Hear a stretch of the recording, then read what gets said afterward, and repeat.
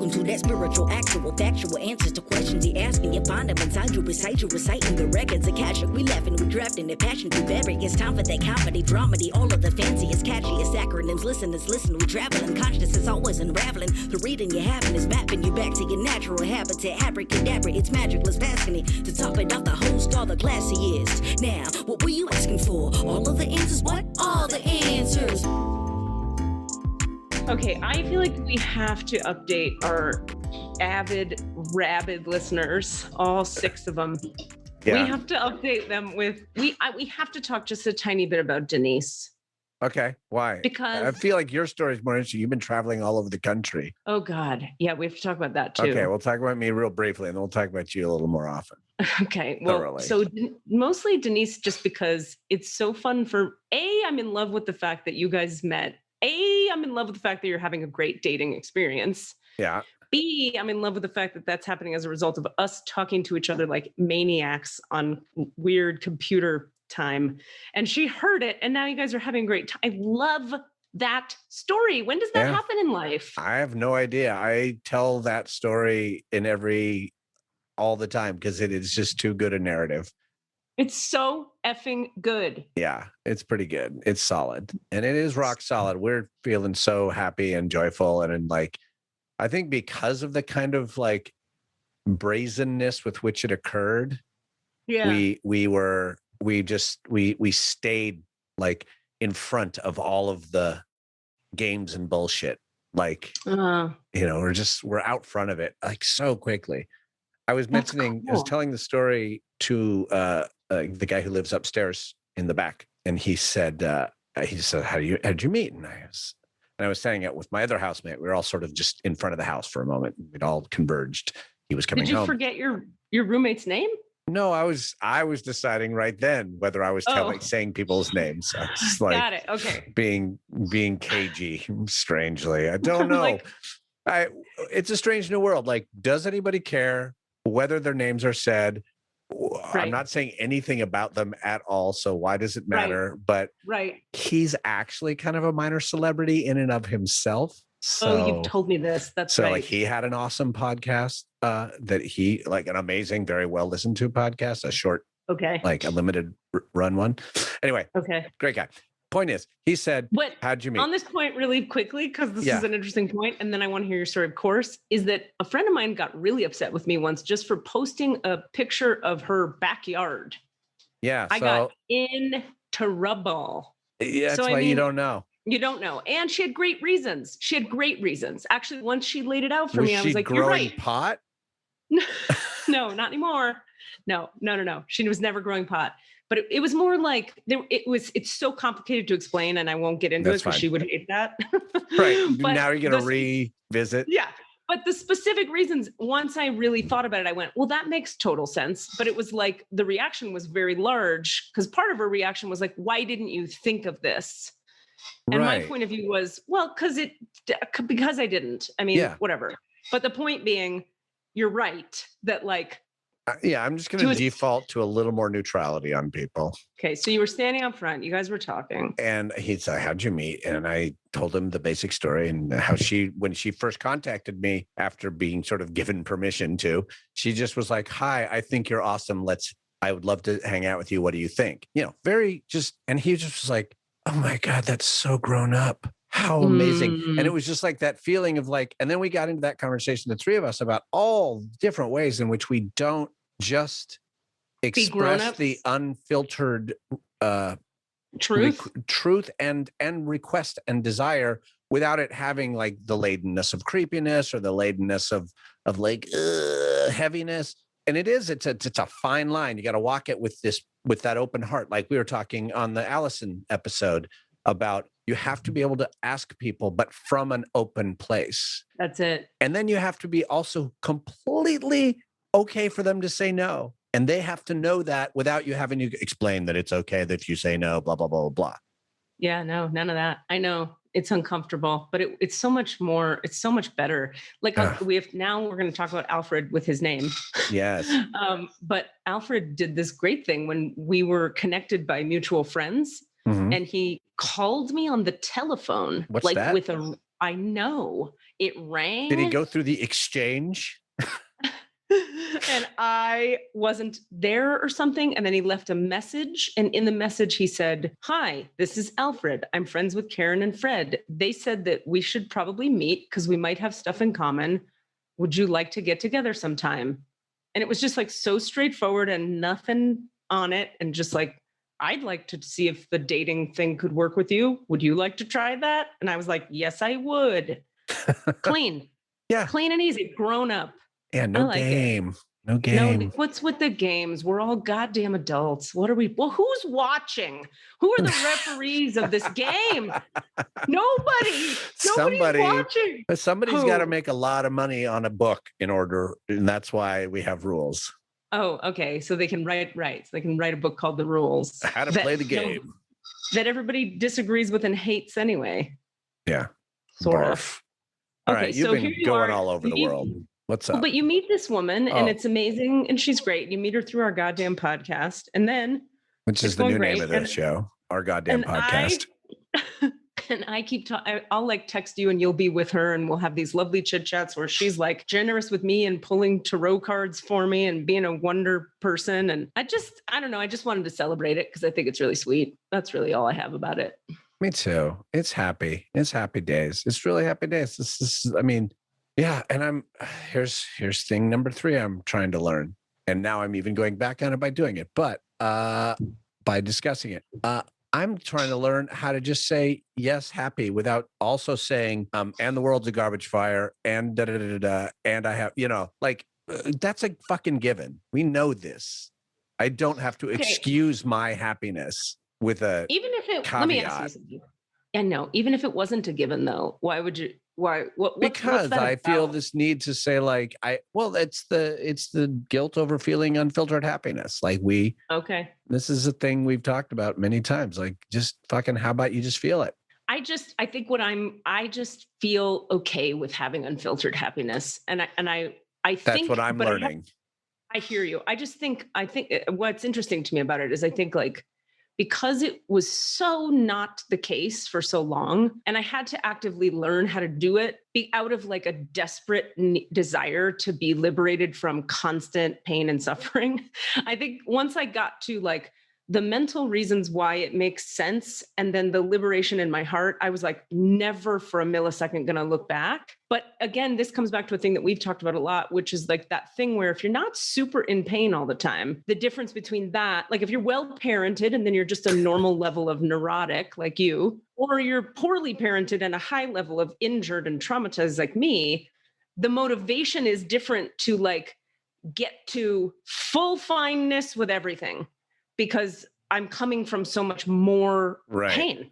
I mean, that's my theory about it. What do you think? Oh, yeah. I mean, well, because of the things you were saying, that, that I'm not coming from as much trauma and pain, and I was given consciousness of the other human beings that exist on the planet. And that consciousness sometimes manifests itself as some version of guilt or some version of, and guilt meaning like I've often, I'll feel guilty that I have good because other people have bad.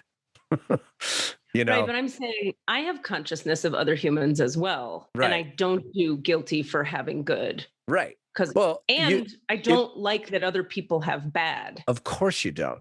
Right. And I think, I agree with you 100%. The thing I am learning is, in fact, Denise will text me just randomly, "You deserve good things." And she'll just be like, "Wake up this morning and fucking say that to yourself."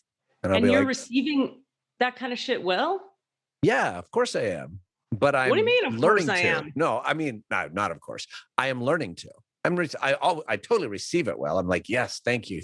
But it's a message I need to hear.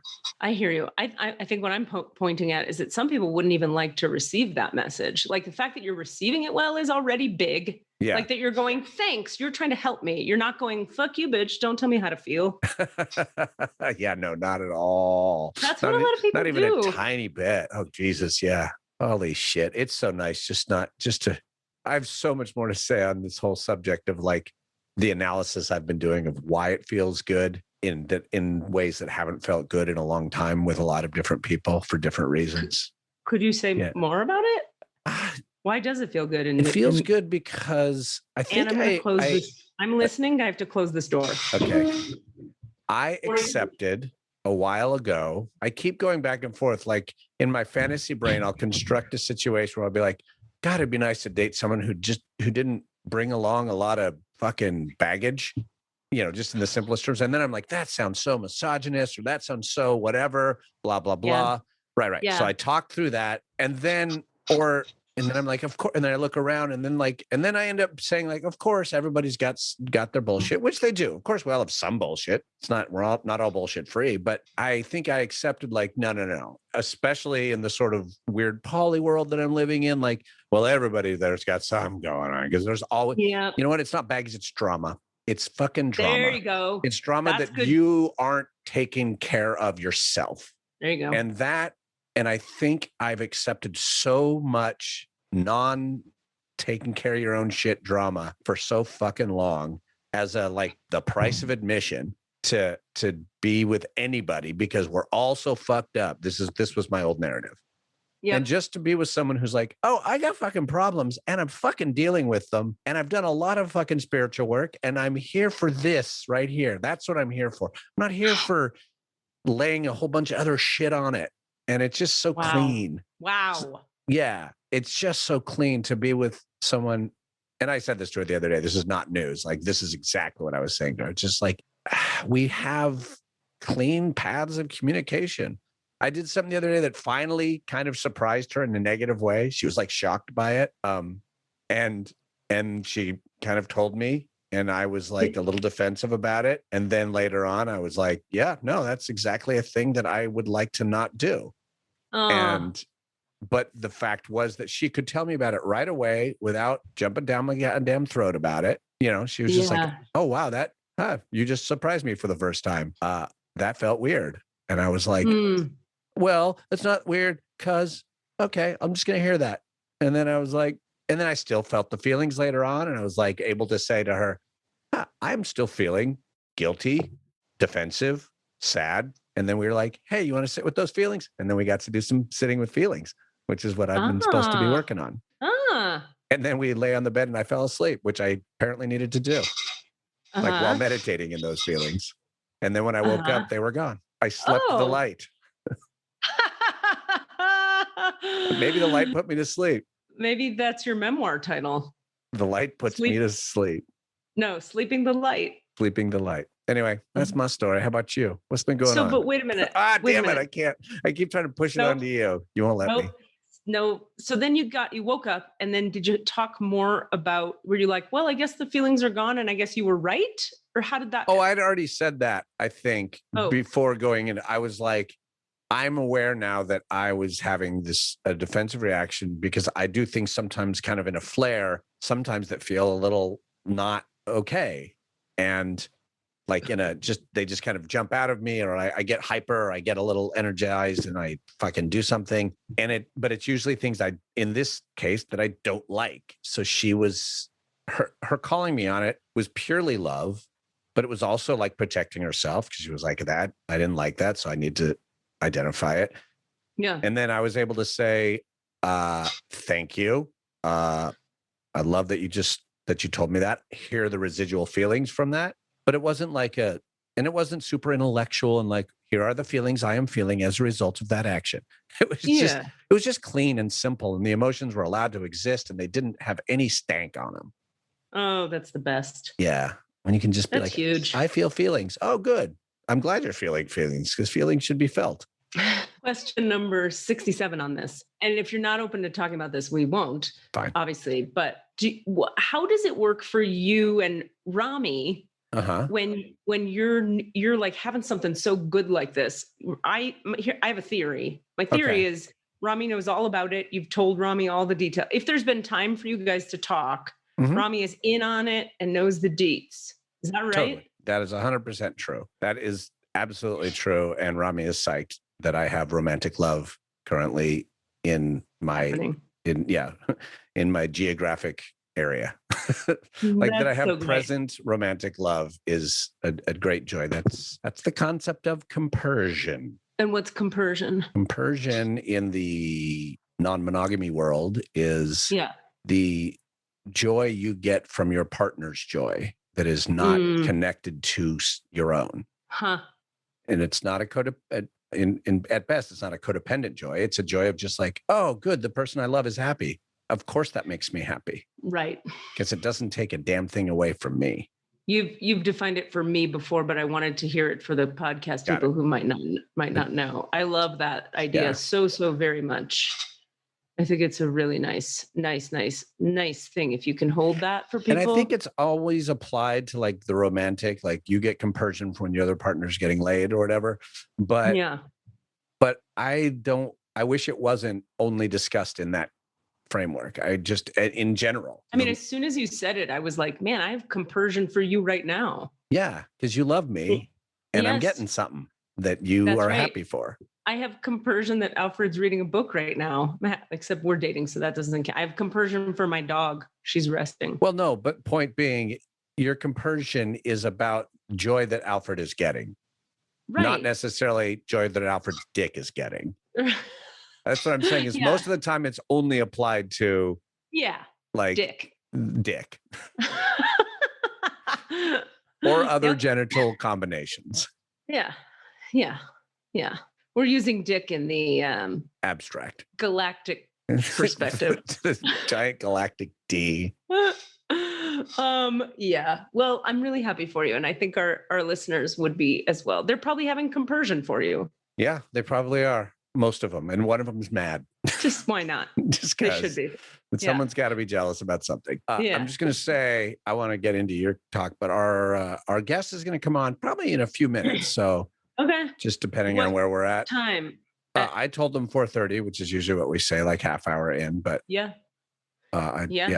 she will be signing on and then we'll let her in soon after. But I might abruptly interrupt you. Totally cool. To bring her on. I'm in an interesting place where I think because during my trip, I was so amazed every other minute. I'm not even exaggerating. It was the most magical, synchronistic, satisfying sort of spiritual journey I've been on ever.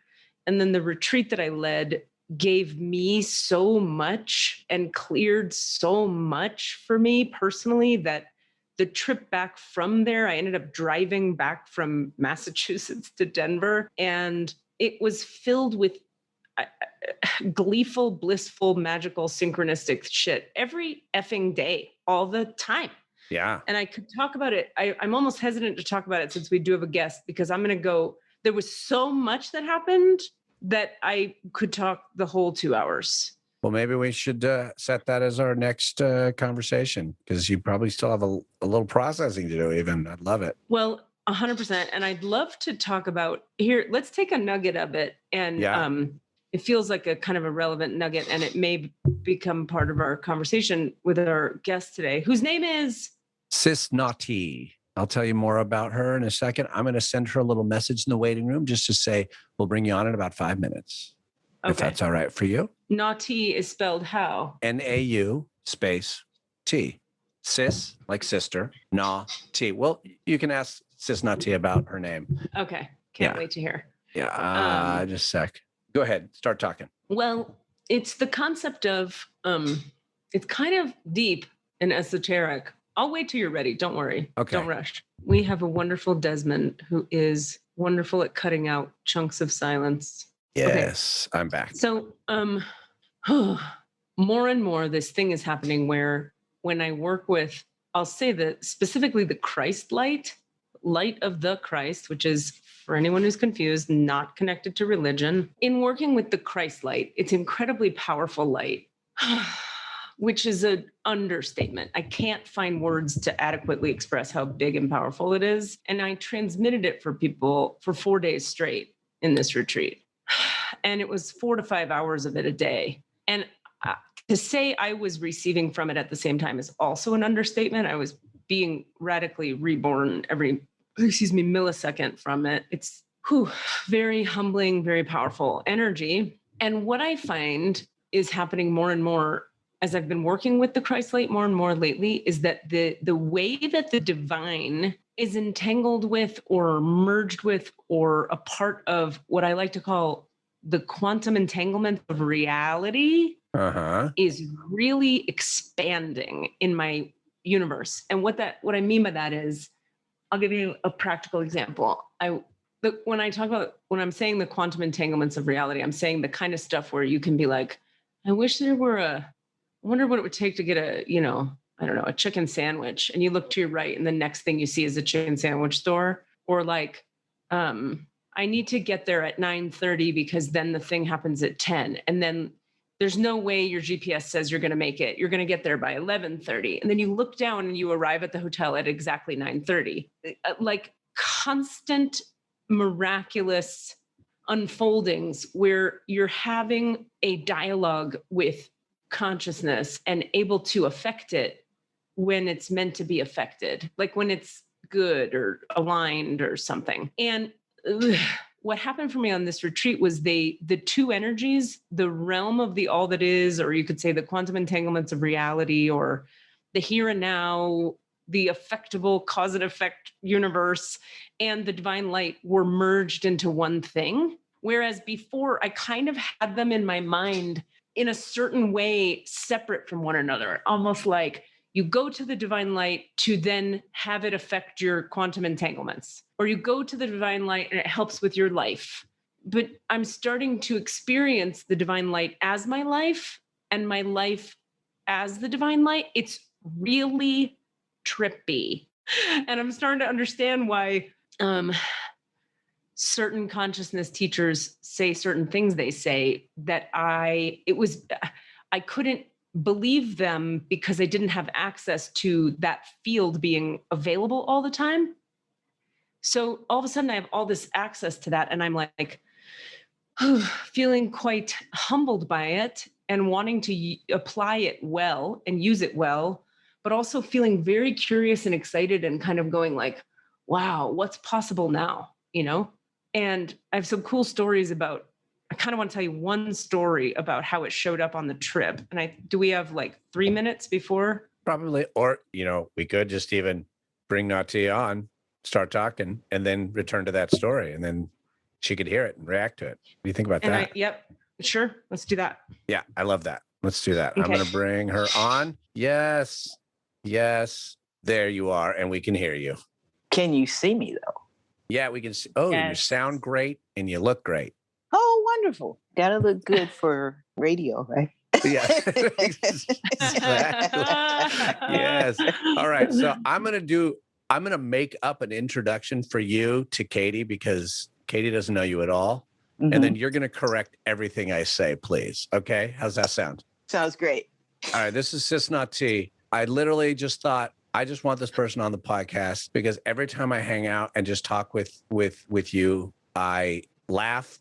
I feel a little bit humbled by the sort of joy / depth of what you bring to the conversation. Aww. And you're just kind of funny as shit. And I love I want to bring two comedians together. Now, what you do in the sort of world as work, I don't actually know. I think you work for Swords to Plowshares, maybe. I do. Sure. Great. You're fabulous. I did that. I don't even actually know what they exactly do.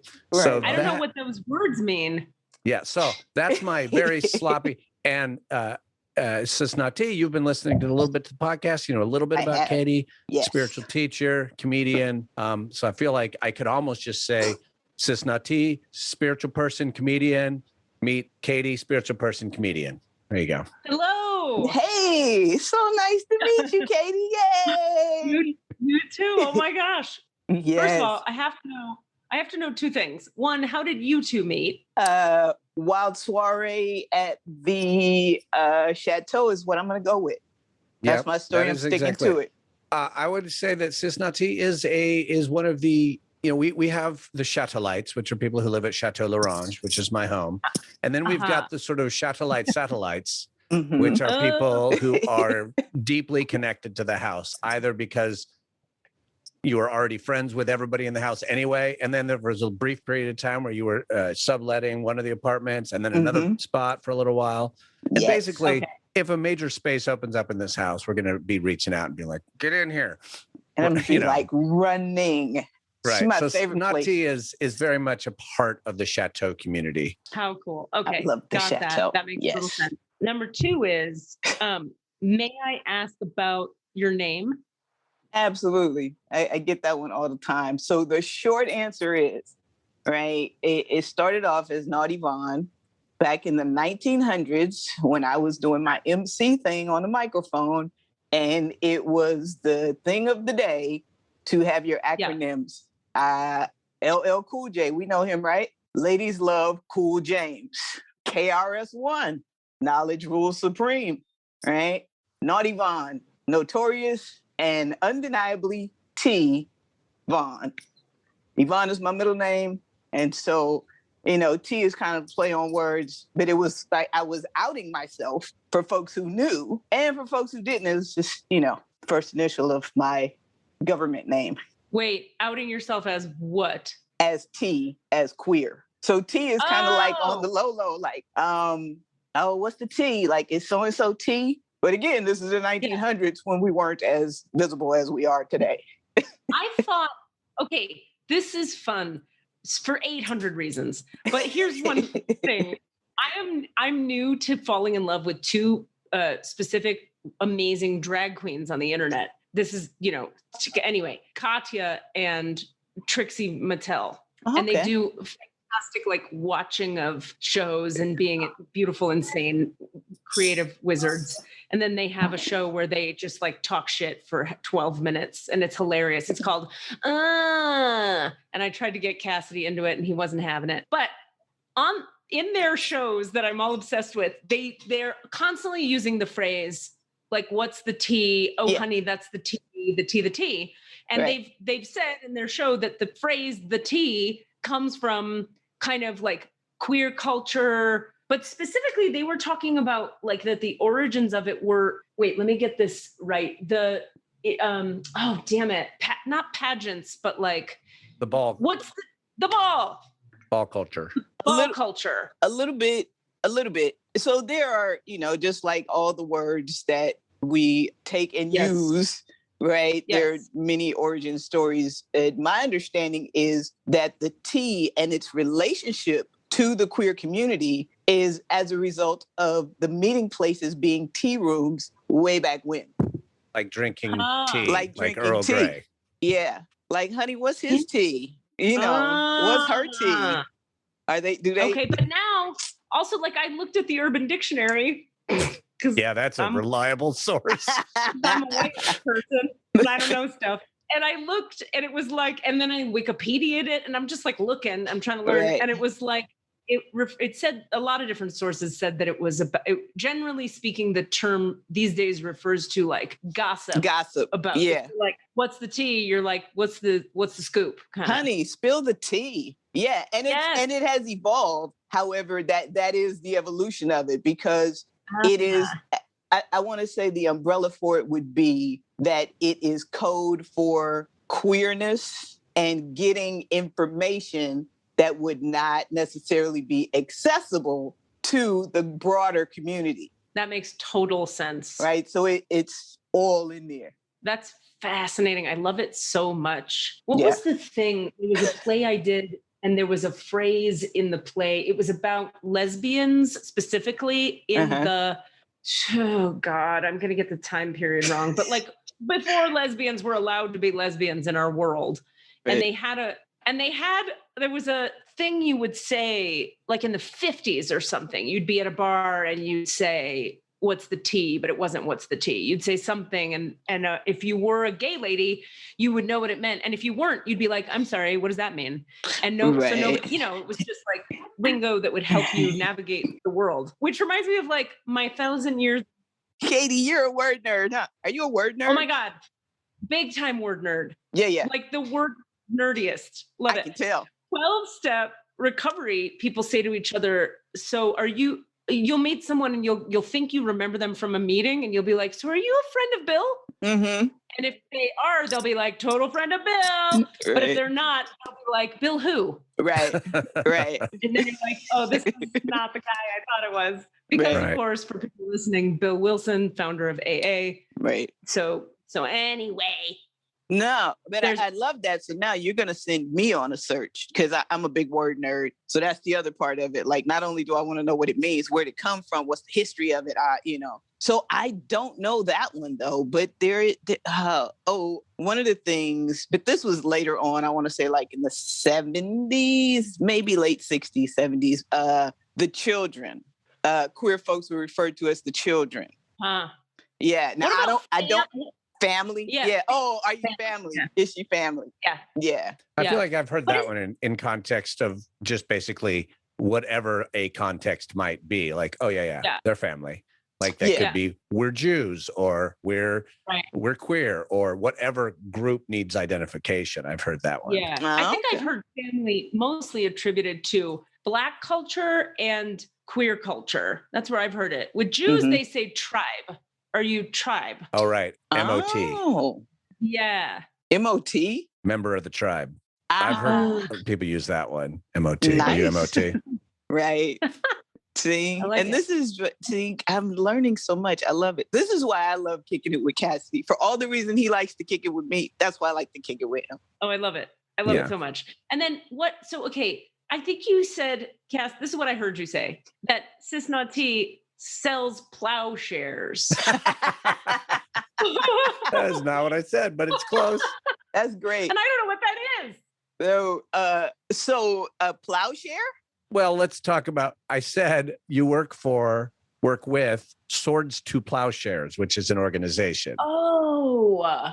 Yes. Which is an old, if I may take my word nerd into it, I believe it is referencing maybe a biblical thing or something about we will turn our swords to plowshares, which means we will reforge our weapons of war into weapons of plowshares are like scythes or something that you use to gather wheat. So like we'll turn them into ways to feed ourselves instead. Yes. Is that close? That is spot on. And I just want to say, just for the record, that yes, that is the reference for the name. However, we are not a religious organization at all. Right. Okay. Yeah.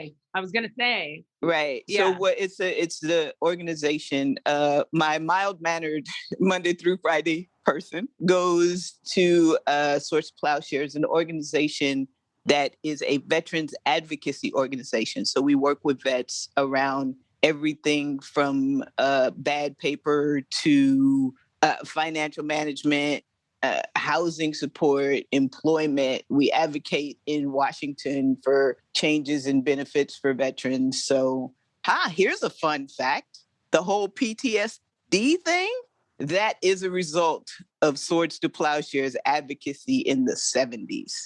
Getting people to recognize it? Yes.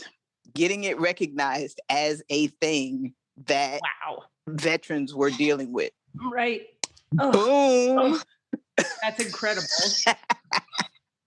Yeah.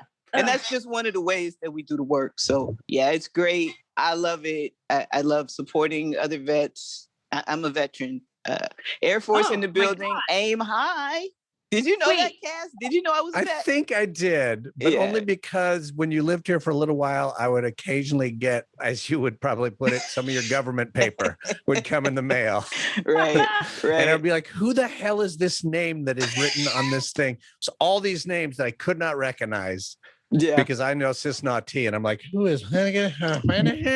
Yeah. Does anybody know? And then you'd be like, that's me. That's me. Wait a minute. So when were you were in the Air Force? Yes, ma'am. Did you fly the planes? No, I fixed them to make sure that they were able to fly. Wow. When and where and why? In the 1900s in the Philippines, and because I did not know enough about college applications and things like that to get a scholarship. I mean, like I could have, but I just didn't know how to navigate the college system. But what I did know is because the U.S. is great at marketing. What I did know is that I could go to school for free in the military. I didn't know what I wanted to do or what I wanted to be. I don't come from an extremely financially wealthy family. And so all I knew about college was like, it costs a lot of money and there's lots of partying. And I was not about, I love the party and I was not about to trick off my family's money in that way. So I was like, oh, but the Air Force, I can do both. And so I joined, and my initial plan was to study electronic engineering. I wanted to do my 20 years and retire and start a computer company. So it's what I wanted to do. And so I joined. What they don't tell you is that when you're in, you still just like college, you still have to do your job while you're going to school. But I was an aircraft mechanic. So my job had us flying different places because your aircraft's no good unless you know it can beat up another aircraft, right? That's what they're for. So you go out and you play war games. Well, where your jet goes, you go. And I'm going to tell you, it's a little challenging to study electronic engineering up close and in the classroom. At a distance, it's ridiculous. So yeah, that never happened. But yeah, so that's the where, when, and why. And then thank you for sharing, by the way. It's fascinating. I mean, God, it's just another layer of me learning about more and more and more about my own privilege and my own, like, fucking hell. I know. Like, you know what I mean? Just like that, there are so many people who know of college only through, you can only even think of college because of if you're in the Army or some branch of it. Yeah. And I just, it's like, God, did I grow up in a upper class white world where it was like a given, like you're gonna, like I'm age 4 going, which college am I going to? And I better get good in second grade because that's going to affect what happens in high school. And then maybe I can't go to Harvard is how that was like the stress in my reality, which is honestly, it's not a stress. It's a high stress, but it's a very different stress that leads to very different things later. And like, I'm having this conversation with my son right now. He'll be 13 on the 22nd of next month. And he's having a hard time, like a lot of young people are, with going to school remotely and things like that. And so I'm like, son, what do you want to do with your life? Forget school. I mean, like if that was, like, let's think about what you want to do, because not everybody's built for it. Right. No. And I'm like, what would you be doing if you were not going to school every day? He's like, I'd be playing video games all day. He wants to be a YouTube gamer type guy. I said, all right, man, I tell you what, go set up your YouTube and really show me that you're serious. And then we won't have to sweat your grades so much. I'm not saying you don't have to go to school and you don't have to pass, but like, show me that you're making the investment in your own future so I don't have to worry about it. That's really great. He thought so. You just told him he can play video games. Well, but Cassidy, you know me. I don't just talk. No. And he knows that too. And I told him, I said, you set up your YouTube and really get busy at it, and I'll invest in you. And then, and we'll see as it goes along how you're doing in school, how you're feeling about school. But I also want to nurture your passion. So, a lot of us feel blocked, right? Yeah. I mean, like acting is something that is, well, in the 1900s was a little more accessible in the school realm, but like being a gamer and things, it's like, he could make money. He could make money now doing it, but that's what I need him to know, right? Yeah. It doesn't matter if I know it, but he needs to know what his options are in this world. That's right. And honestly, I can't tell him because this is a whole new millennium. He teaches me about as much as I teach him. I'm sure. That's so can I just praise you for just a second and acknowledge you for doing the thing as a parent where you're nurturing what your kid is actually saying. A, you're listening to your kid. B, you're nurturing in your kid what your kid says they're interested in, even if it's fucking video games, because, like you said, we're in a new world where he could make money doing that. My parents, this is the thing about privilege or whatever. It comes with a lot of shit. Like, I'm not saying. We know. We know.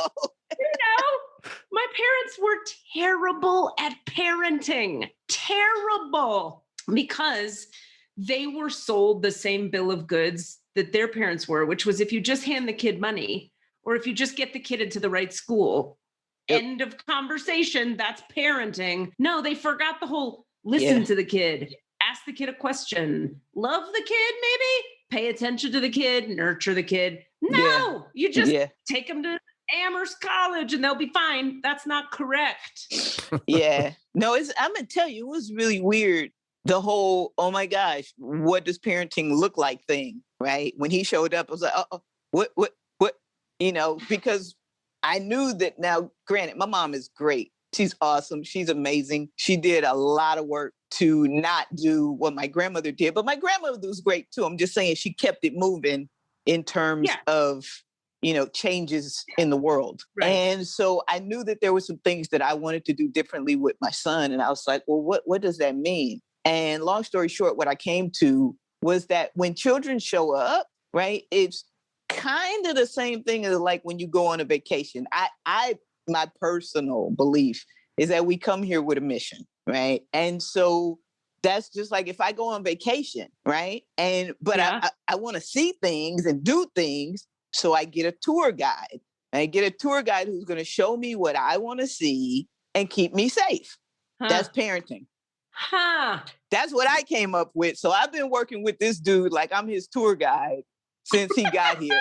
No, I mean, like, I took it serious. Like when I be holding him, I go like, yeah, man, you feel that? That's the wind. That's what happens outside. And I did this with him for 9 months.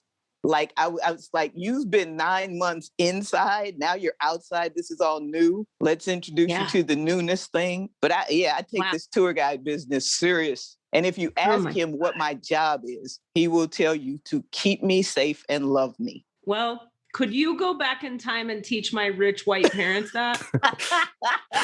Look, if I could go back in time, I don't know that you would have rich white parents. She might be doing a little tinkering that might change the situation. Might go a little farther back. You might be going a little farther back.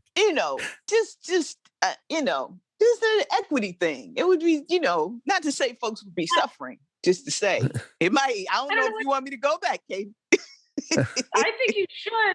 I think, look, that's my whole point is like, whatever we all think we've gained. I mean, if there's anybody who, okay, that's dumb. There's all the people who's still out there thinking we gain from this system in some way. Nope. I was having it was an interesting conversation. I work with an arc. It keeps me from getting too wound up, right? I think about the entire arc of humanity and where we are, because otherwise I would be real pissed off all the time. I believe that. Right. So there's like, if you consider the pyramids as the starting point, or even the Dogon as the starting point, right?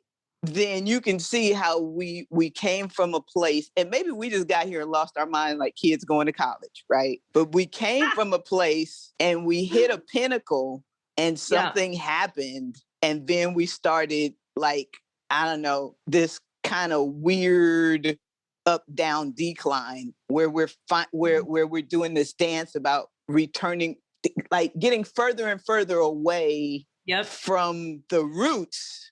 However, it in the tree being able to see more. Does that make sense? Okay, it makes so much sense. I'm going to frame it in my language, and you tell me what you think about this. Like, what about this idea? I think my version of this would be something like, let's say in Egypt with the pyramids, it was like the aliens came and they gave us all the wisdom of the universe. Because there's a lot of people that say the pyramids, the aliens built the pyramids, and like, I'm fine with that. If that's reality, it's cool. Listen, I'm a practitioner of comedic studies. So you're with me. We got a different through line on that. But I'm with you. I'm listening. Okay, I hear you. Okay, well, here's my point though. Let's say, because you know how when you look at the history of Egyptology, or you look at like just the simplicity of like the architecture of the pyramids, and you look at nobody can figure out how they transferred all these big rocks from one place to another. Small problems like that are actually huge problems in a world where you have no technology.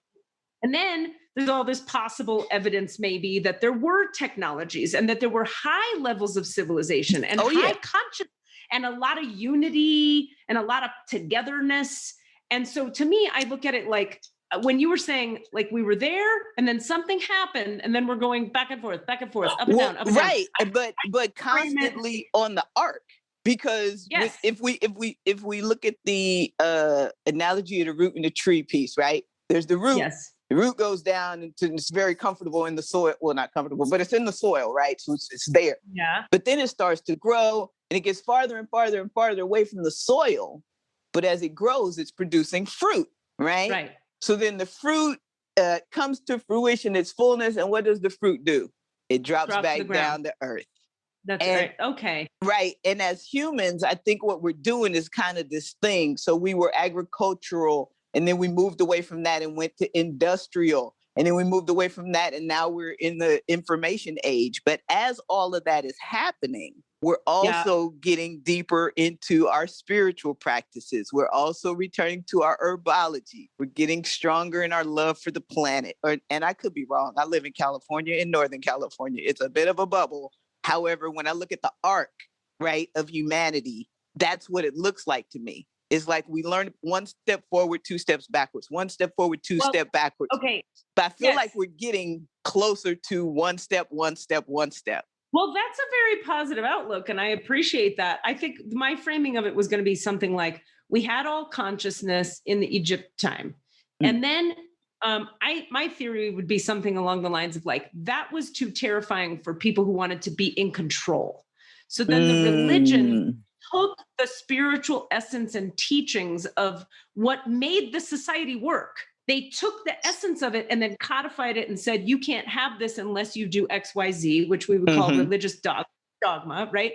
Then if you get in the religion, and then if you're in the religion with the white people, you can make the money, or maybe it wasn't white people per se, but you get my point. Right. And then status and power. And then all of it becomes about money, status, and power. But of course, the teachings remain, but they're hidden and they're buried. They're hidden and they're buried. And right now, my thing, the way I would frame it is like shit just got the tension of burying it. This power of the spirit is so strong that it's going like, you cannot keep me in a fucking cage anymore. Pa-pow! Right. And Age it's of Aquarius. exploded out. Exactly. And so here we are, reawakening what if we had known it and stayed knowing it and not codified it and hidden it behind walls back then, we wouldn't have to like explode open again. We'd just still be there. I don't know though. I don't know. I think humans and humanity, consciousness even, is ebb and flow just like the rest of the universe, right? We have seasons when things grow. We have seasons when they're dormant. I think, and that's why the arc analogy works for me, because otherwise I'm like, it's where we were tells us where we can go, and where we are tells us like the probability and possibility of that. Does that make sense?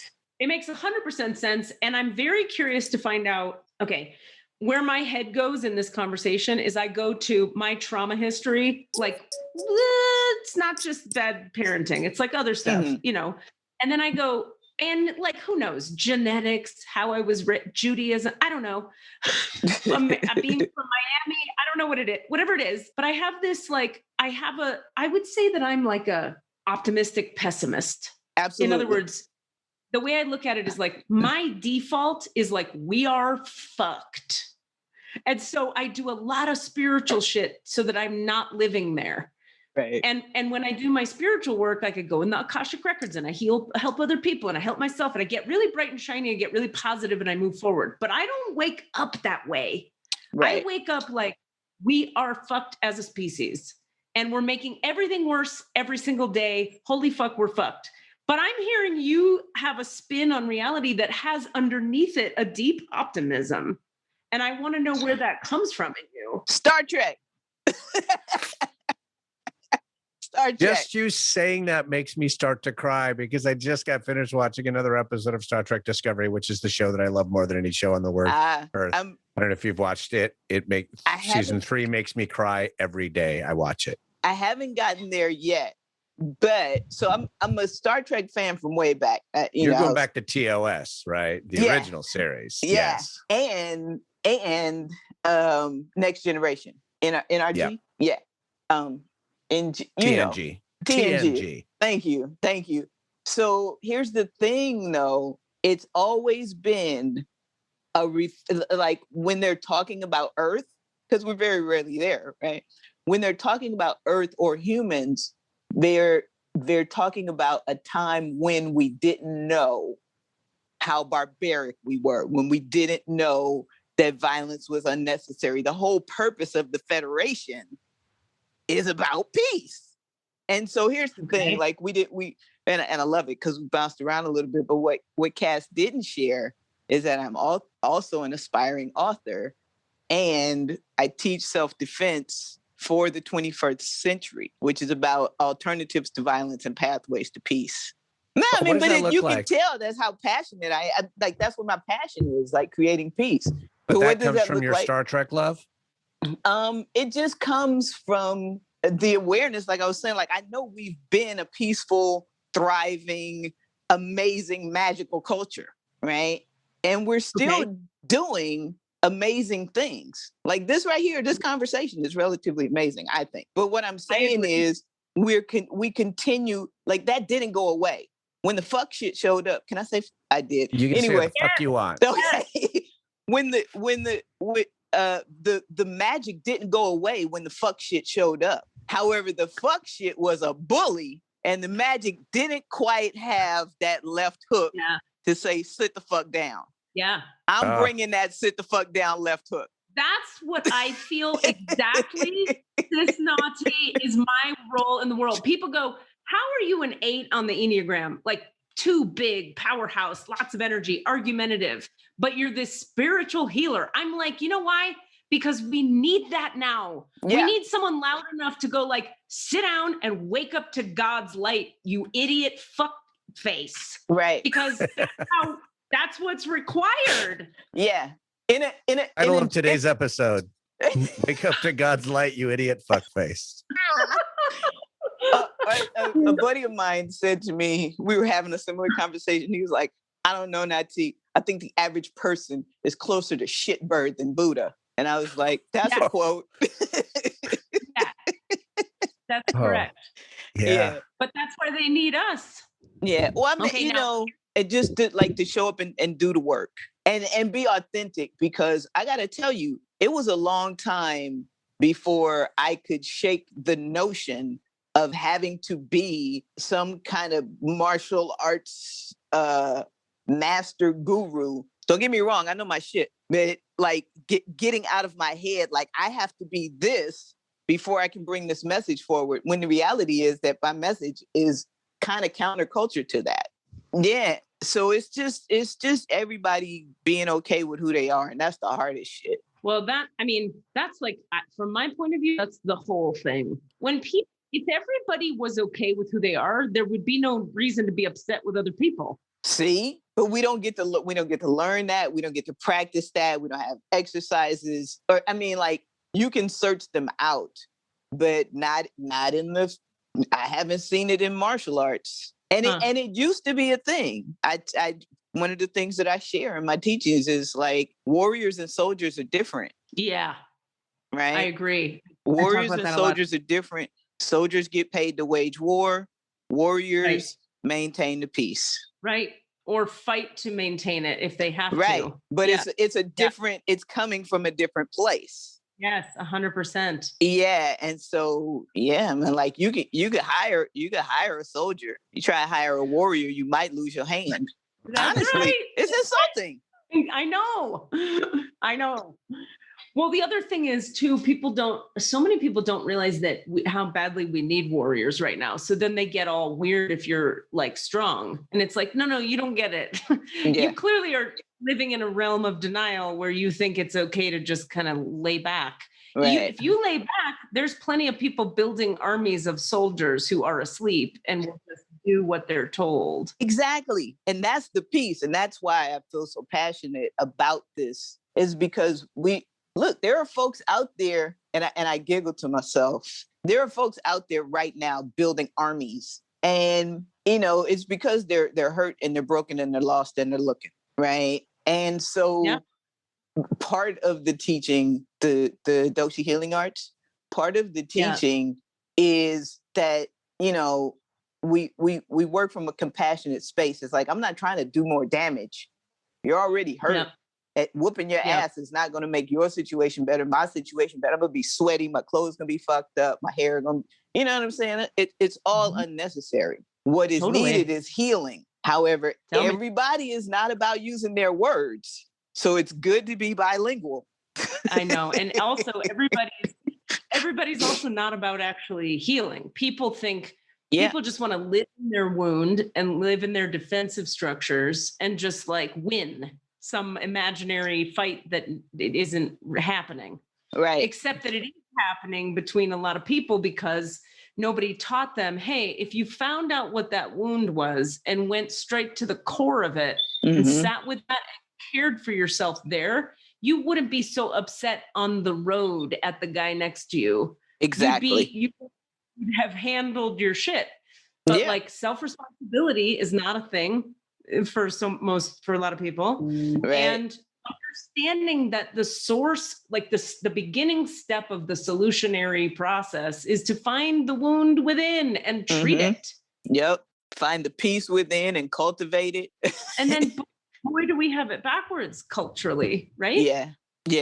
Yes. So indeed. where do you teach these things and how do people find you and where do you teach? Let us plug you. Oh, wonderful. So I teach wherever I'm called. The Doshi is really a labor of love. It's totally my passion, baby. Swords to Plowshares pays my rent so that I can show up, and not stress about pushing it. But generally, I'll partner with local orgs to come in and do a self-defense class, usually Black women, girls, and queer QT POC folks. And you can find me on Instagram, Facebook, YouTube. If they just go cis na T for any of those things, or is it Doshi or what? What do we look for? Yes, some are cis na T, and that's which is SISNAUT. Yes, and NAU space T, right? Right. And Doshi Healing Arts is DOSHE and Healing Arts. Doshi is actually my great-grandmother's birth name. Yeah, and I named it after her because when I started doing this, it was just coming to the awareness that I had received a lot of just what we call mother wit, aka common sense, which is which is not as common as it used to be. But this is information I got from my great-grandmother, right? And passed down through my grandmother and to my mother and to me. So there's a way that we move that I realized that my friends didn't have that. And I was like, oh, well, it's time to bring Great Granny's teachings beyond the kitchen table, because this is where these conversations were happening. So when I decided, it was like, okay, well, we'll call it Doshi Healing Arts. And my great grandmother changed her name from Doshi to Mary Lee because she liked that better. And I have to say that or she won't let me rest well. She doesn't like Doshi. I like Doshi, and she's okay with the place that I'm coming from with it. But she wants folks to know that her name is Mary Lee. And is she still with us? Not on this side of the veil. Okay, got it. Yeah. They will make themselves known. Oh, I know. So it was like there would always be this uneasiness when I would share the story, and I was like, "What?" And so if you ask, they'll tell you. I was like, "Great Granny, what is it? What's going on?" And she told me, she's like, "I don't like that name." And now, granted, for anybody listening, no, I did not sit down and have a conversation and some voice, but she conveyed it to me in a way that I understood. So, well, I mean, yeah, you're talking to a person who daily sits down and talks to people on the other side. So right. So I know you know what I'm talking about. Yeah, I know and our you listeners are people who can hang with that, or they wouldn't listen to this thing anymore. This is true. All the crazy shit I've said. Yeah, You've y'all listened to say some- podcasts, right? Yeah, I was about to say y'all say some crazy shit. I was cracking up, but that's why I was all excited to be here because I love it. I love great conversations. Cass, you were right. Right? You guys should just hang out. I know you'd love each other. Yeah, I love it. Yeah, indeed. You know, yeah. The parallel here, I just want to draw it because I've felt it as soon as I had the thought to bring Nati on. There are two people in the room right now that are not me that are like I know have a deep, abiding, deep spiritual connection that is sort of unquestioned and like it's not weird because it's just like, no, that's just how it is. And I feel the connection to the divine, but there was zero preciousness about either one of you in that space. Like you will cuss, you will cut, you will fart, you will do whatever needs to be done to have the conversation. Oh and yeah.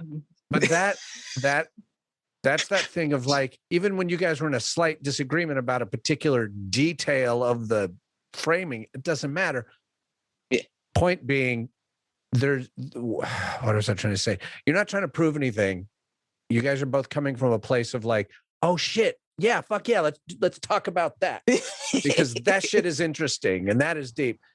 And I don't think that goes to the like people aren't interested in healing thing. I think that's all. Like people don't want to just be able to be open to each other and enjoy that space. Yeah. Listen, man, you just hit the nail on the head. So I was having a moment, and like I really am more interested in having conversations like this than about conversations about other people. Does that make sense? Like dishing. Yeah, like this. Don't get me wrong. I love the cheese, man. I'm here for it. I'm here for it, honey. I'll listen. I'm not good at. I'm a vault. Oh, but I love it. A little juicy. But it's like we talk about what's going on with other people, so that we don't have to talk about what's going on with us. Well, that's the whole thing. I almost think literally everything everyone is doing in reality is an elaborate attempt to just not have these conversations, to just not face what's going on internally. Yeah. And I'm stuck on what you said, Cassidy, because I'm like, I don't remember there being any disagreement in this conversation. It was a minor quibble around like aliens versus comedic versus. And Cassidy knows me. It was. And it wasn't even my point being. It was like there was no friction because there is no need for friction because you're exploring an idea as opposed to comparing standpoints. Like I think that's what other people do in conversation is to go, my thing. Okay, you're done talking. Well, my thing, as opposed to where we find what is the inquiry we're going into here. Yeah. I mean, I almost like a mystery, unraveling a mystery. Exploring and having a good time. I almost feel like you're talking about, I mean, that's sort of like the thing we're naming that I'm hearing us name is like, people don't want to like go inside and find out what your deal is and face your vulnerability and feel your shit because they'd rather be right. It's just my ego against your ego. And I want to be right about it. But nobody's understanding what's the motivation behind needing to be right. Exactly. And if you were to look at why you need to be right so bad, you wouldn't need to be right anymore. It's all true. It's all a great true. irony. Katie, have you been reading my book? I think I wrote my own version of your book. I think you're right. I mean, but you know what this points to is kind of what you're saying, Cass, which is that, I mean, these things are not, I mean, these are universal teachings. They come from every path and every system of awakening. It's all everywhere. It's just once you start looking, you realize, every single thing teaches you. If you stick with any teaching about anything, it takes you to, you got to go inside and find the vulnerability under your need to be right. It's under everything. It's the fabric of what makes up the matrix. And it's just people are invested in the matrix, so they don't want to know the truth. Yeah. I mean, that returns to our original conversation before Nati came on about like what's joyful about the relationship I'm engaging in right now. Like, there's no need to be right. Oh, yeah. Yeah. There's no need to, and but see that's not the programming we get though. And that's what's unfortunate, because a lot of folks are just doing what they think is supposed to do. You know, we're number one, right? We're number one. So yeah. And I think there's hope. I think that, I mean, like I said, when I look around and see, right, where we are in the arc, it gives me a little bit of hope, because, oh my gosh, we have been terrible. We may be terrible again, but there are some other places where we've been brilliant and shining. What do you think about, I mean, I almost hate to go here, but what do you think about, I mean, what's happening with the Trump era and all the people still following Trump? Like, how do you put that in the framework of we've been terrible and we'll be terrible again? I'm like, yeah, kind of like 20 seconds ago. Yeah. And right now. Yeah, no, that's, you know like, what I mean? It's the ebb and flow. Listen, as long as there's politics and government, because honestly, we're governed because we're governable. You dig? The supporters, they're not governable. You know what I mean? They're not playing by the rules. They have their arsenals and all these other things. And I think it's important for us to be aware of them, because they've never gone away, right? Before they were Hitler, and then the, Aryan Nation, and we've seen this. They've never gone away. Right. Like they go and they do whatever they do, and then they show up again, and then they leave, and then they show up again. And the thing is, though, like I train, I go to the gym, I work on I go to the range, because there are people out there who don't want to use their words. So it's good for me to be able to speak their language so that they can still understand what I'm saying when I say I'm not having it. Right. That's good. If you put your hands on me, I say, hey, if we're having a conversation and you're being disrespectful, or, whatever, you're saying things I'm not interested in, I go like, I'm not interested in that. I say, good day, sir. Right. And then handle it like that. But if you're trying to put hands on me, or heaven forbid, you're shooting at me, if you can find ammo, because, there's a shortage of that, which makes me giggle. Yeah, there's a shortage of ammo just because of the pandemic. Oh, because everyone piled it up? Well, no, because people aren't making it. Oh. That's not an essential, it's not an essential service. It's not an essential service. And so there's a pipeline that supports that, right? Like bullets don't just show up. Somebody's got to make them, just like cars and everything else that we deal with. Well, that pipeline has kind of been shut down a little bit. So if you didn't stockpiling, now is not the time to, right? But my brother has a shirt and it says Tai Chi in case you run out of ammo.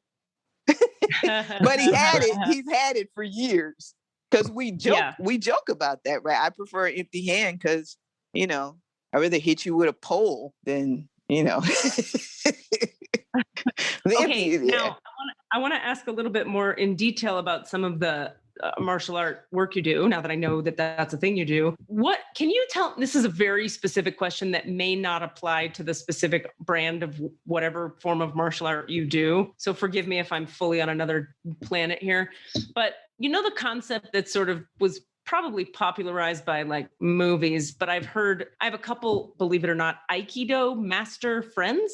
Mm-hmm. And they do talk about the concept of, someone comes at you with force and you use their energy and momentum against them, as it were, or you use it to like, is that a concept you work with in the arts that you play in?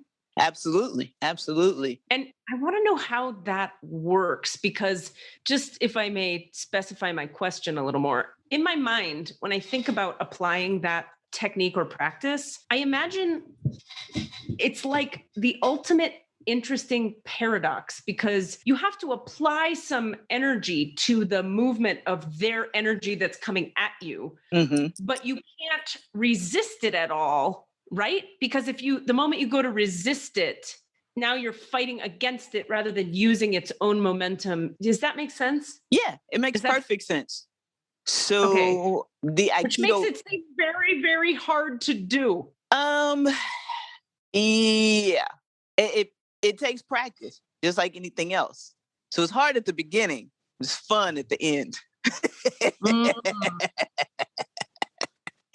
So yeah, and how that gets applied, so it's just about knowing when and where you want to apply that resistance, where you want to push back, if you want to push back at all. The thing about Okay.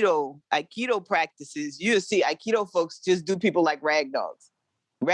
Yeah. They just throw them Yeah. around and roll them around. But if at any point in time they want to stop rolling them and break them, simple. They can. Yeah. I have a memory from my childhood. My dad studied Aikido for a long time. And we had this big room that we had built in the back of our house. It was this big round stone room. Ooh. And we would line the walls with pillows. And then we would play a game, which was us attacking dad. And he would just spin us into, but he would guide our attack until he could throw us safely into a pillow. Wow. So like, I understand on such a visceral level, like it's not hard in my mind because it's just about circles, or it's just about continuing. It's about continuing the motion until it's like aiming a fire hose. It's just like where the hose should go, or where the river needs to, it's diverting the river. But you don't stop the river. You just guide it until it's time to release it over there.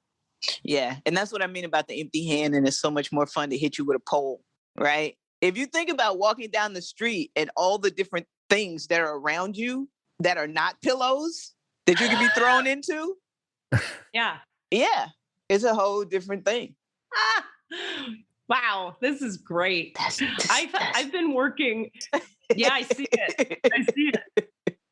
I've been working, the spiritual ninja thing from such an energetic level beyond out. How do I say, not beyond the body, but like not in a body way where it's not about moving body. Yeah, it's around. Well, except that nothing is non-physical, right? Right, I mean, at the essence, right. I'm working energetically and spiritually to dissipate for people what is a physical problem inside of them. But we start at the spirit level and dissipate it energetically from the spirit level, and then it drains out of the physical level last. So it's the same, like, in other words, we're manipulating quote unquote matter, physical things through energy manipulation because you can. But I love hearing you talk about it because you're coming at it from, you've been integrating all of your energetic work with the body. It's with like move the body, manipulate objects in space and move them around. And I was just talking to Cassidy before you came on. We were talking at the beginning today of some really deep, crazy shit that's been going on in my reality because of some energy work. And now I want to get back to it and talk about it, Cassidy, and tell you the story I was going to tell you, because I want to share it with you too, sis, to see, like, I don't know, I want to see how it lands for you. And I'd love to hear, I have a feeling you're going to have a martial arts parallel story. Like, I bet you if I tell you the story, you'll be like, that reminds me of how blah, blah, blah. Now, I could be wrong and projecting, of course. Let's see. I want to know. Before we jump in, I'm just going to lay out, it's 5:30 now. That's fine. It's totally fine. We have technically a half hour left, and if we want to get into the records, we will, maybe. But I can also go a little bit over, but I'm just letting you know where we're at. I can't go over. So okay. We do have half an hour left. How important does it feel to you to go into the records? No, we don't. Okay. Nah. I mean, I told myself, I was like, yeah, see how you feel. And so that look, that's so you great. were That's even a maybe no anyway. Okay. Yeah, look, that's easy for me. And look, maybe we'll come back and do them later. Yeah. I like it. No, this is such a good conversation. I don't want to stop it. So let's keep going. Fuck yeah. Okay, so now this is going to get really esoteric now. We're going to get out in space, okay? So just preparing you.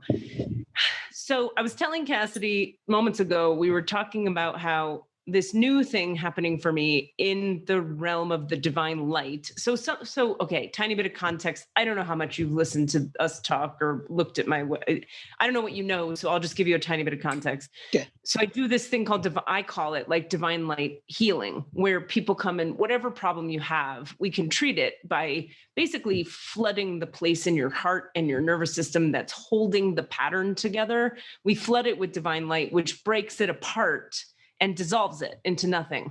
So as I, have been to 3 healing schools, which were each 4 years long, and studied all the millions of different ways you can do this, because I've always been fascinated and been an energy healing nerd forever, even more, like as much as my word nerdery, maybe more. Anyway, one of the things lately that I'm deep into is this transmission of what's known as the Christ light. So the guy named Jesus who came to the planet, my point of view is he was a human man, but who carried such an elevated frequency and level of this thing called the Christ light that he was able to teach people from the perspective of being the Christ light. Now, when I ask in the Akashic records, which for me is a realm of consciousness where I get to I get to receive anything the divine will give me, anything the universe will give me. It's all available there. So in the records, when I say, will you bring the Christ light through? It does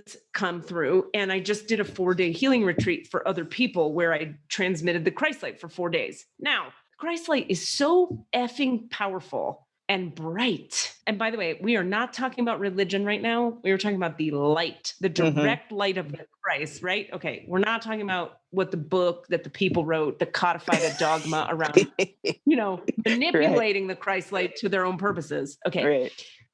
The Christ light was so fucking strong for those 4 days that it erased eons of shit in the back of my brainstem and rebuilt my nervous system and fucking blew some shit out of my 3rd chakra and reorganized the crystal ball at the center of my head.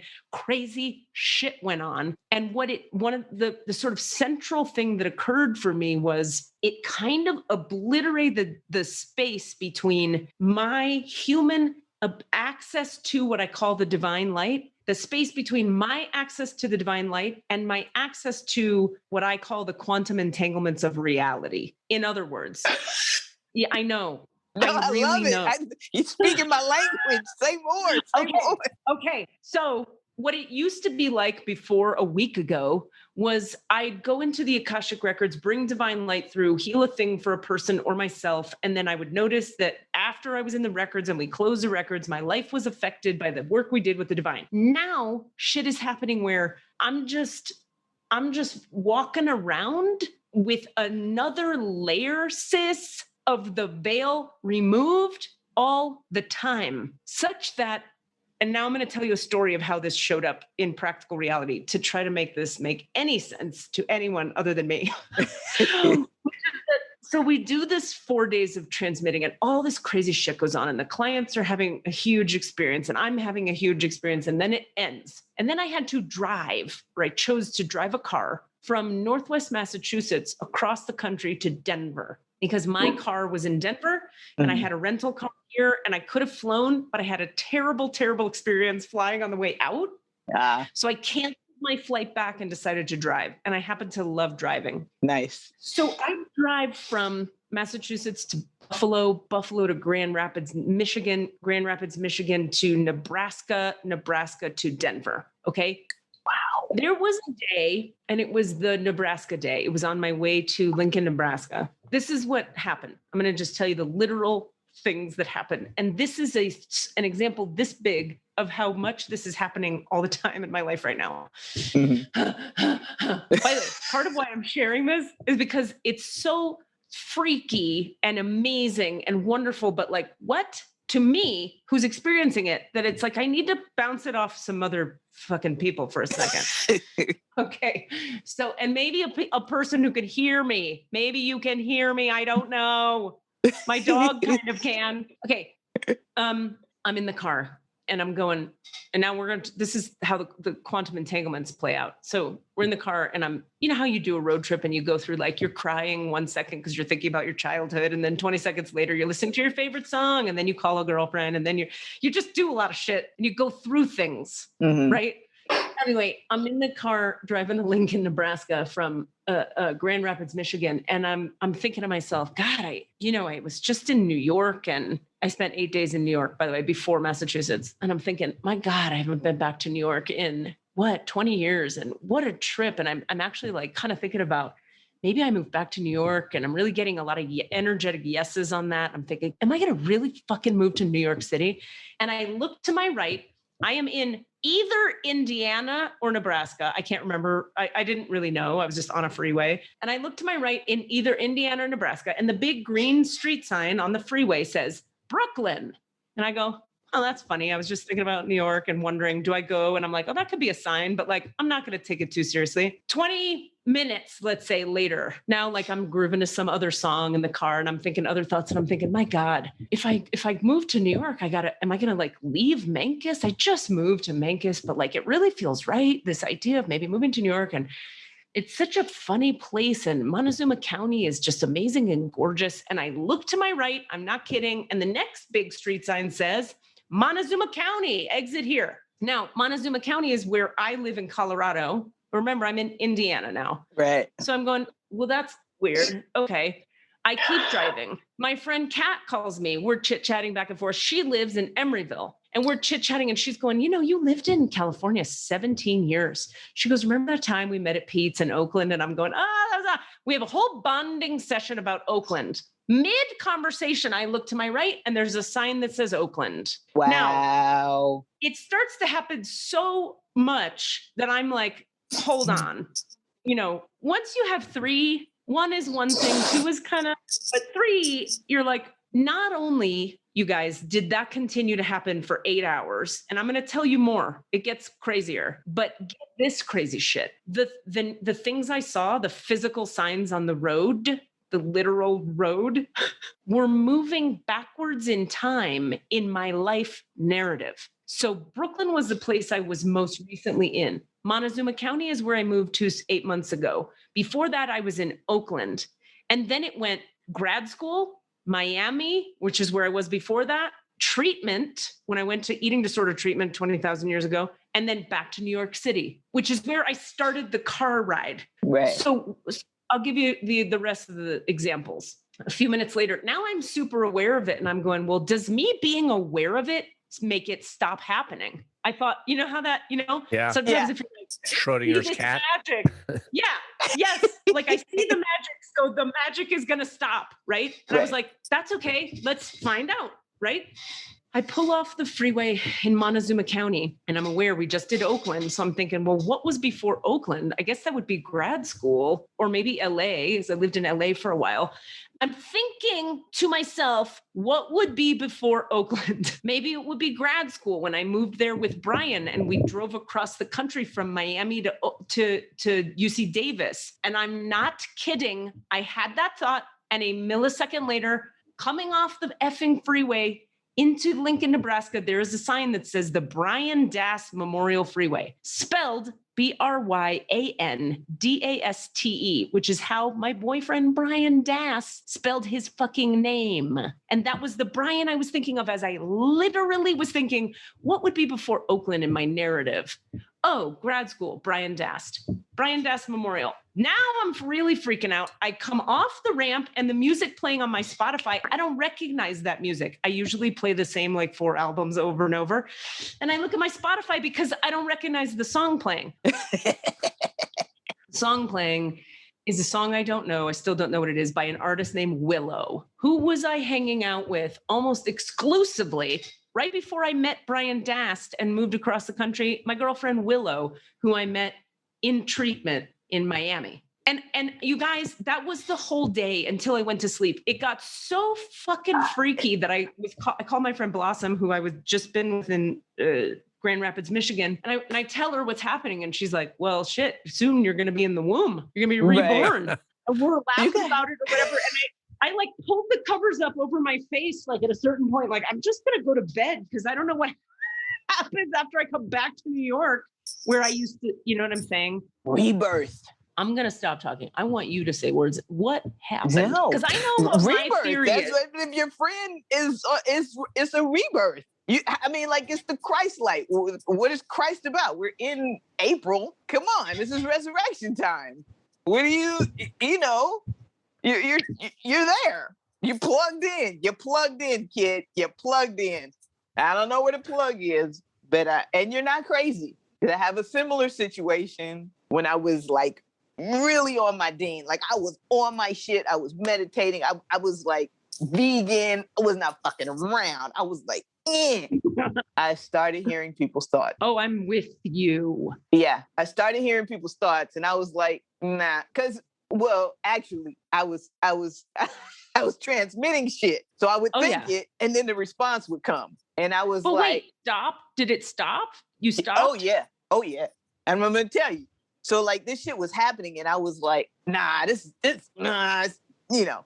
Because we don't want to believe that. Just of what that looked like how it manifested. It might be something like, I would think, or like it was during the time that I was playing in the band. So I'd be like, damn, I never heard, I never heard Jay play that like that before. I wonder what she's doing. And then like she would be like, this fucking paradiddle is driving me crazy. So she would give me the answer to what she was doing, but I hadn't said anything to her. Yes. Right. Yes. So I was like, okay, no, all of this is just coincidence. It's coinky dinks, right? But then, I felt a little janky about it, but I was like, I gotta know. So I started sending questions to specific people just to see what would happen. Yes.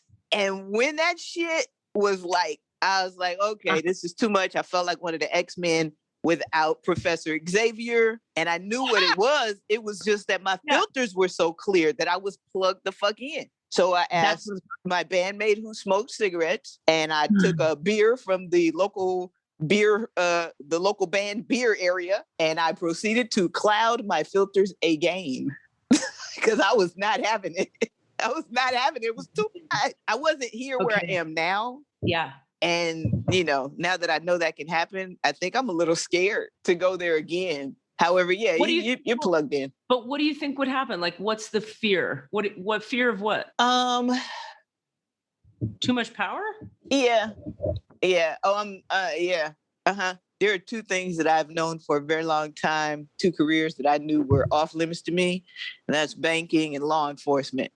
Because, there's a dark side. Yeah. There's a dark side, and I'm aware of it, and I dance with it in ways that are not harmful, right? Like I will binge Gotham all day long and be like, ooh, because it's just so dark and dirty and wrong. And there is a part of me that really kind of likes that dark underside, but I think it is, again, to the ebb and flow, the balance of things. There's darkness in the light and there's lightness in the dark, and it makes sense that they would be, in balance. Yeah. So yeah. And so until, it's not completely gone. It's intuition. It's just the level of it, right? And I know that the clearer I am, the more I'm gonna take. Like you were saying, the levels of the veil disappear. I can understand that fear. Like I'm thinking about you made a Gotham reference. I'm thinking about the first season of Jessica Jones on Netflix. Yes, where the bad guy. It's the most terrifying bad guy I've ever, for me, because his power was he could just tell you to do stuff. That's it. He could just be like, go punch that guy in the face. Yeah. And that level of control is so terrifying to me. That is so worse than any other like weird thing that you might do. Yeah. Like, so I can imagine having some version of that power could be really frightening because you might not trust yourself. Exactly. And even just not only not trusting myself, but getting like not knowing how to use it properly. Example being, in order for me to check if it's really happening, I have to test it. That felt invasive, but I had to know, right? So like if I'm going to manage this thing, I have to know if it's real or if it's Memorex, and I have to test it. Well, at that point, it was either dive deeper in, right? What else can I do? Yeah. Or I'm going to sit this one out and just watch so. I have a third option, which I think is what I'm going to do. Yeah. This is the third option. Because here's what I want to believe. Okay, let me see how to frame this. The other day, a friend of mine and I were talking about, you know how every guru in the world who attains a certain level, like Wild Country guy and Yogi Bhajan and everybody who gets real high, they fucking fuck children, or they shoot heroin, or they have to have a Rolls Royce or nothing. Like they become maniacs of the lower self, right? Yes. I have a version of that happens for me where with the Christ light, for example, when I drove away from 4 fucking days of it, which was too many days. You know where I went first? Burger King. Because I was like, I'm going to eat the heaviest meal I can possibly imagine because I need to feel like I am in this body. I was so, and I was like, cocoon, I'm going to eat a brick, right? And I watched the way that my relationship with food plays out depending on how high I just went and like which choices I make. Anyway, that's the way the balance like tries to come back, like with the, like you said, the dark and the light. Because I'm so committed to not becoming Yogi Bhajan or Wild Country guy or the Nexium people or Access Consciousness or the people who led my Sufi healing school who did some dick bullshit stuff. I'm not willing to become that. So I'm aware that what that means is I have to have a very conscious, healthy relationship with my lower self. I have to, you know what I mean? I have to really use it and apply it and give it a voice. Otherwise, it'll get expressed in some weird way. So my theory is that's my human job. My human job is like make a bunch of dick jokes, talk about farts and poop, and like do all my lower self stuff that I think is so funny and whatever, because it's a way to give the lower self expression and keep me here without doing weird lower self shit. But also, I think that if my intention in getting so high with the light is, well, let me erase that sentence. I'll put it like this. I am so surrendered to being a servant to the divine that if I tried to manipulate it that's the sentence. That's what I think is true. If I even tried for a second, cis nati, to manipulate it for some weird fucked up end, like make so much money and then squash all the poor people, whatever I would do, right? I will not be allowed to get away with it. Right. It won't work because I'm not in charge. I'm not actually in charge. Seeing through the veil is not a thing I asked for. It's not a thing I really said, could I be a magic wizard? No, I just was doing a Christ-light retreat. But you know why? Because God fucking told me to. See? And yes, ma'am, you did it. So I kind of think maybe I'm safe, because if I'm truly surrendered and if I remember every day and commit to my aim being to serve the light, I get in trouble fast anyway when I try to go like do weird shit with it. Right. I agree wholeheartedly. And I think that just based on, like, I don't know you, but just based on what I've heard and from the podcast and the time that we're spending, I think you're absolutely right. And I think that you're in a place where you can manage that in that way. I know that I hear you. For myself, I was not in a place right at that time. Right. If it happened now, yeah. And now that I know it can happen, I kind of have an option. So there's that thing, but, or at least it feels like an option. But what came through when you were talking was in terms of embracing the lower self, what I thought about was children, because children are assholes, but they're not assholes because they're assholes.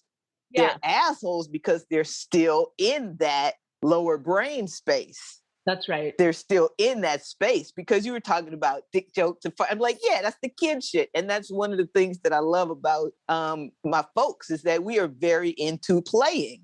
We play and we do dumb shit and we say dumb shit because it's fun and it's funny and it's base and it doesn't have to be, all the things. It's not mean though.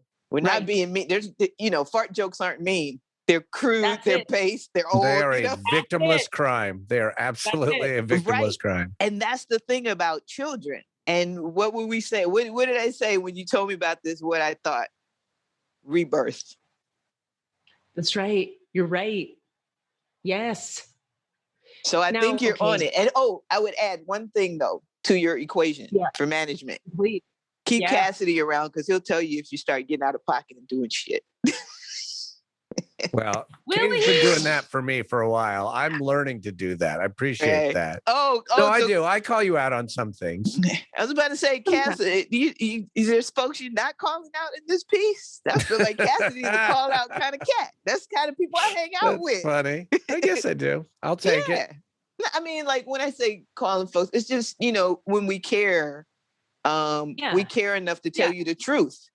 Right. Well, and Cass, you and I had that. We had a conversation recently where I was saying to you, Cass, what was I saying about like, oh, I know. I mean, we did a play together a few years ago where I said some shit backstage that Cassidy looked at me and was like, you understand that we're like the elder statespeople here. You can't say that shit because you're setting a tone. Well, Cassidy, to be fair to you, you didn't say it to me like you can't say that shit. Right. You said it more like, I don't think I can join you on this joke train, Katie, because people are looking up to us as and I was like, yeah, but we're just showing them that we're free spirited. And you were like, no. And so you did do that for me. All right. I love it. Yeah. I love that is true. Thank you. Yeah, it is. And that's been my experience, Cassidy. So I'd like to be. Yeah.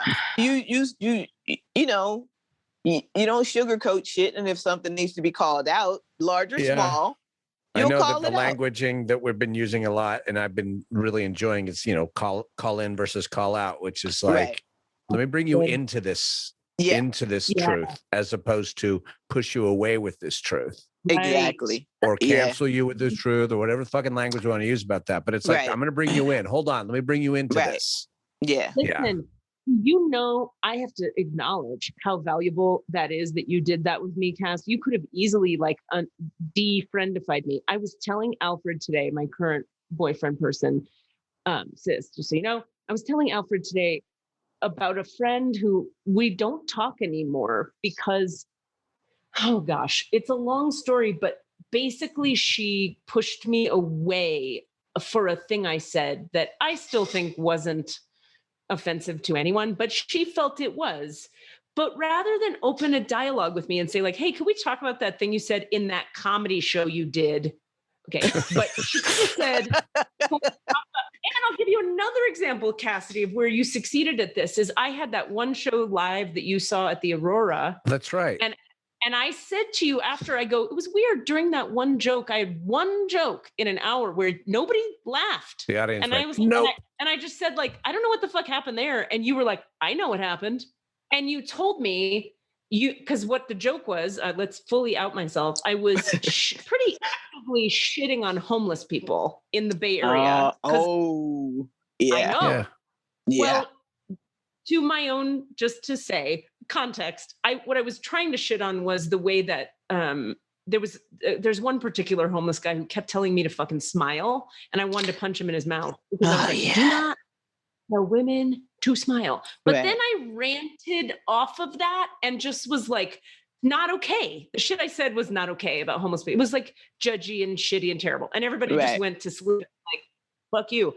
And then you told me, Cassidy, you said, well, we are in Berkeley and this is a place where a lot of people feel very protective and, homeless people are people, Katie. And you were kind of talking about them like they're lesser than you. And I went, oh, fuck, really good point.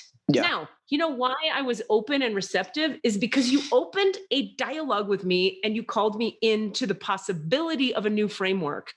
Whereas, okay, I'm going to be specific and say the thing, and you guys can tell me if I need to be called in. I'm going to transparently be available again.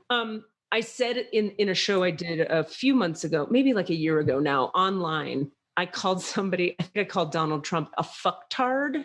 Right. You did the tard thing. Oh. Yeah. Yeah. Yeah. The dicey word. Now, it's a dicey word. Yeah. I understand. It's not great, right? Because I would never say retard at this point in my life on stage or to ever anywhere really. Look, I said it in my living room earlier today and I had to reel it in. But here's the thing. I'm a word nerd. I meant it literally.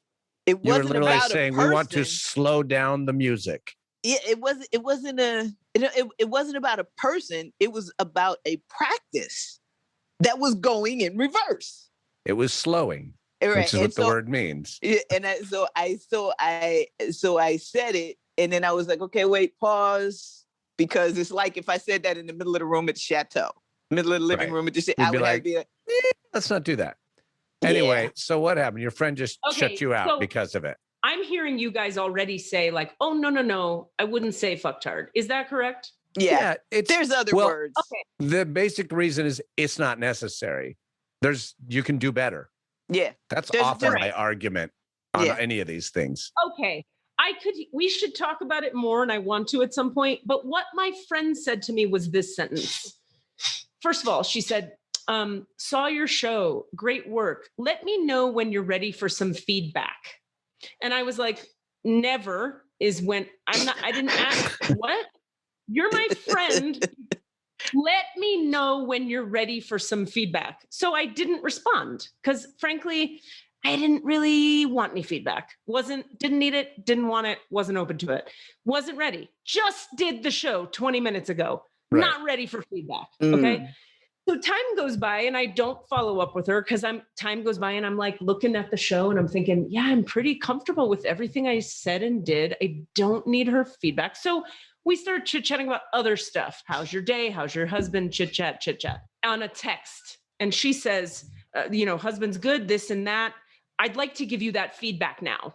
And I'm like, and I say, well, I'm not actually looking for any feedback on the show right now.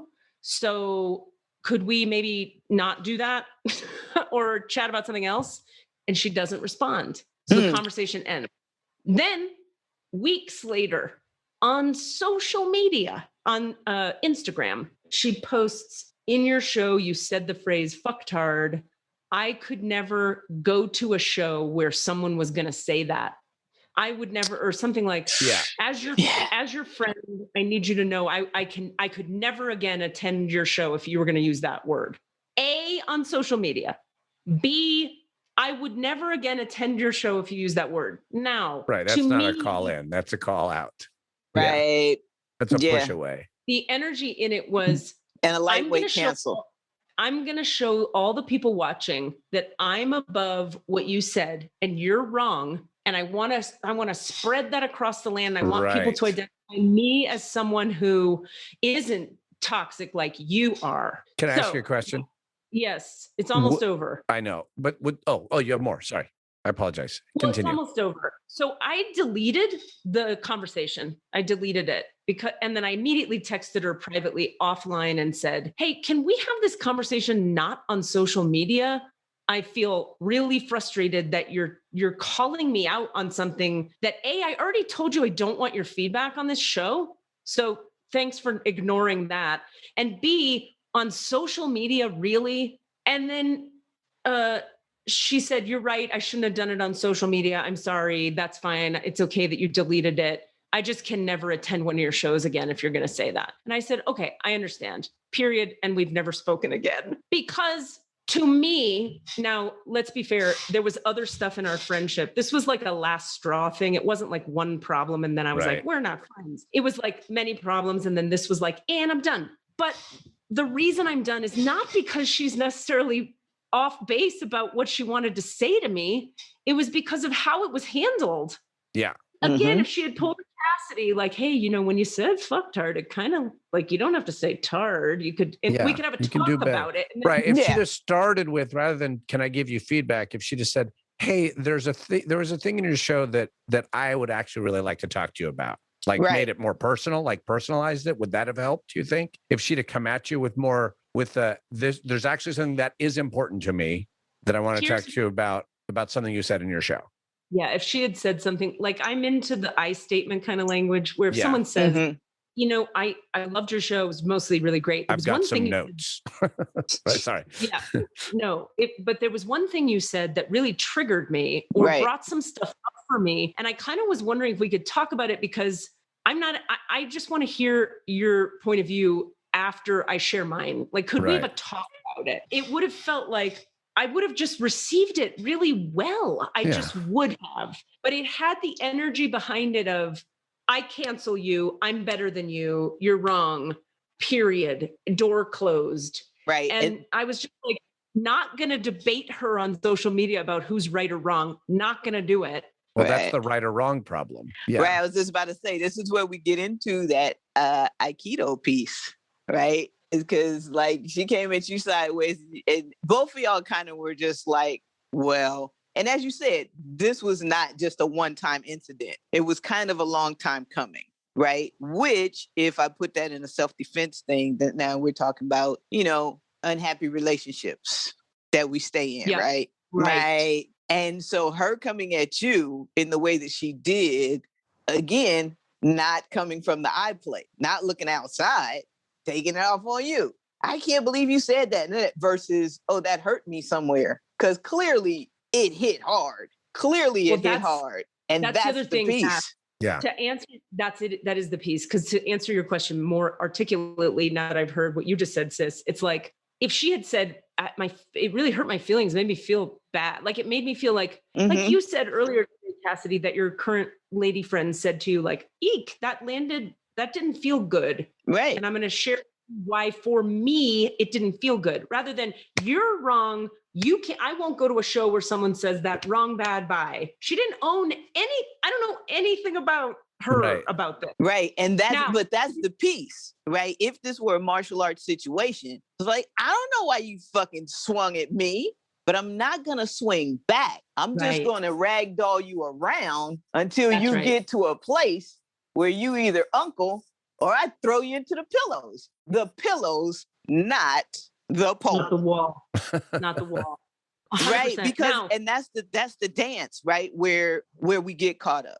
100%. And I'm pretty good at this point at doing that. If it's someone where I feel like if it's a safe playing field where I know that if I go soft and open my heart to you and go, hey, tell me more about that. I want to hear how that landed for you. Like, I'm actually quite good at doing that when I trust that the other person is going to share from their vulnerability. But I had so much evidence at that point that this person likes to win and be right and put people in their place. That's her whole MO. That I was like, I'm not going to play this game anymore. And I don't even want to learn the lesson you were about to teach me. Because guess what, you guys, right now, you taught me the lesson with the millimeterist response. You both just went, ooh. That's all you needed. And then I was like, got it. You're right. Yeah. Notes taken. Right. And so listen, again, in the self-defense piece, right? 3 ounces of force to divert a ton is what it is, how it's done in Tai Chi. That's the principle. That's the practice. But it's the same thing of what Cass was saying about running folks around in circle. And I want to put this challenge to you, Katie, right? Because here's where we're talking about the warrior piece. Yeah, it's easy to do this with Cass or with you or with other folks who speak the same language. But with motherfuckers who are hurt and flailing, what do you do with that? What do you do? Now, it's one thing if you're attacking me and I know that your intention is to hurt me, I'm going to hit you with the pole. But if you're attacking me because you're hurt, and I'm able to see this just because I'm looking through a compassionate lens, it's like, oh, damn. Like, people lash out when they feel attacked, right? So when I know that when you're lashing out at me, something I did made you feel attacked, even though I know I didn't do anything. All right, now I'm just going to spin you around and throw you into a pillow. Okay, so this is what I have to say about that, is that this happens with clients all the time. Clients project their parents onto me all the time. If they're really in, and I see it, it's very transparent. So I'm very good at gently spinning them into the pillow in that context, because they're paying me to teach them about consciousness. But in a context with a friend, again, where the history has shown me this person doesn't want to learn. This person wants to win. I just sort of stepped out of the ring. Instead of like, you're not going to understand. If I swish you into the pillow, you're just going to come back and punch me in the eye again. So there's a difference between, you have to know when it's worth doing anything. Exactly. Because sometimes, and I say this as well, sometimes the best self-defense is just to walk away. Yeah, and I think that's what it ultimately And is what that's you did. hard too. And that is, I think, a perfect wrap-up point. I've got to run. This has been profoundly satisfying, so fun, and I want to have you back. Will you come back? I would love to come back. I'm having a Do blast. it again. Yeah. Okay. All right. Cass and I will talk and figure it out. Thank you for being with us and for all of your wisdom and for this fucking fantastic conversation. Oh my God. I appreciate you.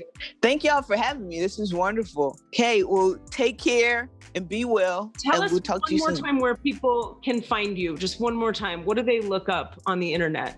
Doshi Healing Arts would be the best bet. That'll take you everywhere. DOSHE. Yes.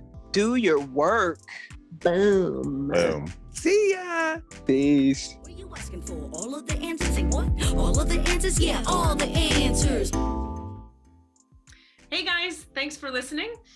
We'd love to hear from you. Please email us with your questions so that we have questions to answer in the Akashic Records. Our email address is allanswerspod@gmail.com. That's allanswerspod@gmail.com. And if you'd like to find us on Facebook or Twitter, it's @allanswerspod, @allanswerspod. Thank you. You're going to meet NewMan Manfredson right now. Yes, NewMan Manfredson. What is up, famous, mysterious person? You're famous on the pod. I'm famous. Curverse. The Yeah? podverse. Oh boy, Yeah. I told him about NewMan Manfredson. that's clever. It's Pretty clever. It's good. We got to mask you somehow, unless you just start saying my name, and then we'll decide We were about that trying to be later. respectful of you and not use your name. Well, if you use my real name, they would be like, "Oh, it's a fake name anyway." That's true. You've got a crazy name. So like Alfred, oh, that must be a fake name. Can we say your name on the podcast, or do you want us not to? I don't care. That's fine. What if I talk about like your genitals and stuff? Does that come up frequently? Also, the podcast has begun, and we are currently, we're this taping is right now. happening.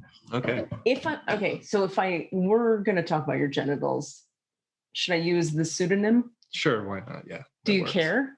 Actually, I don't care. Okay, No. great. We have permission. We're going to have to talk about his genitals for a good hour now. That was a Sounds Awesome production.